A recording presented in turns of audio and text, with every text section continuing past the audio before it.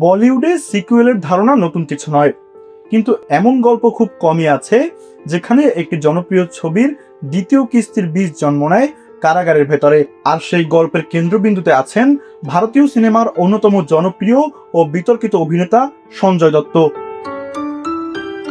প্রায় 3 দশক আগে মুক্তি পাওয়া খলনায়ক আজও দর্শকের মনে গেঁথে আছে, কিন্তু খুব কম মানুষই জানে এর সিকুয়েল খলনায়ক রিটার্নসের ভাবনা প্রথম আসে জেলের ভেতরে। 90-এর দশকে আইনি জটিলতায় বন্দী ছিলেন সঞ্জয় দত্ত। সেই সময় জেলের ভেতরে গান বাজানোর সময় তিনি খেয়াল করেন সহবন্দীরা বারবার খলনায়কের গান শুনতে চান।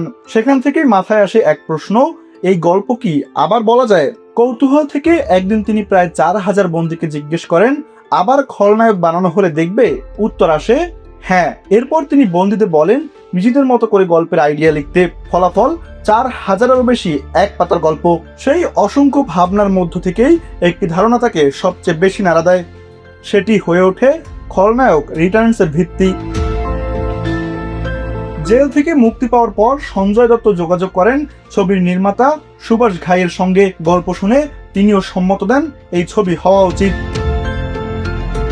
1993 সালের খলনায়ক শুধু একটি সিনেমা ছিল না, এটি ছিল এক সময়ের প্রতিচ্ছবি।